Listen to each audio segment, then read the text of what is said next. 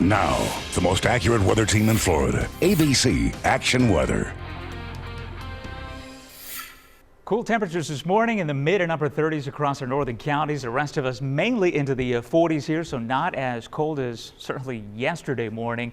That as a result of some clouds that rolled in overnight and an easterly wind as well moderating our temperatures. We're out ahead of a storm system. You can clearly see it developing to our west. That will arrive actually tomorrow. There is a chance of some strong thunderstorms. In fact, I don't think we're going to have a tornado watch across the area. The weather system is going to move a little bit further to the north, so certainly nothing like last weekend. But you can see there we have a watch box, tornado watch box over Louisiana, and that's really where the main severe threat is going to be across the northern Gulf into the Panhandle. We're going to be just a little bit too far south, and that is certainly excellent news here for severe weather. But there will be a few strong thunderstorms, some gusty winds to contend with, and that'll be moving through here anywhere from 9 to noon through the afternoon, and then it quickly raises off to the south and east. But watch, interestingly, here behind it, you see all this shower activity here. Well, that is a very strong cold wind that's going to bring in some moisture off the Gulf.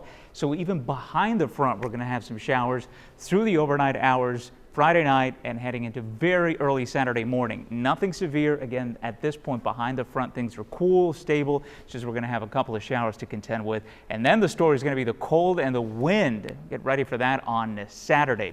There's the storms as they roll through, and then a couple of showers again for Saturday morning on Futurecast. Be able to see that this storm eventually will become quite a blockbuster. By the way, if you have plans to head to the mid-Atlantic and Northeast, your flight's probably already canceled. Look at this nor'easter here. This is not just going to be big snow, but it's also going to be a blizzard with significant wind, visibility reduced. It's going to be a mess here. Thankfully, it's happening on the weekends. That's the only good thing. But look at the winter storm warnings that are flying for a good chunk of real estate across, well, the deep south and all the way into the mid-Atlantic where things turn nasty here. That's where we have the blizzard watches and warnings.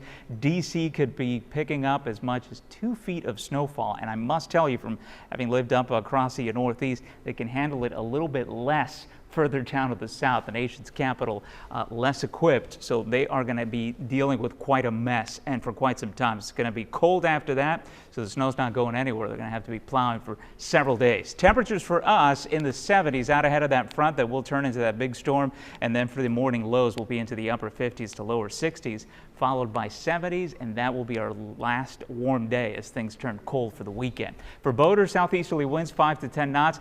No boating really on Saturday. The winds are just going to be too strong. We're talking gusts to perhaps 25 to 30 knots. 72 as we head to today, and then 58 through the overnight with the showers and storms. Again, the timing for that will be morning through midday, and there's the extended forecast taking you into a cold and windy Saturday for the big Gasparilla Kids Fest.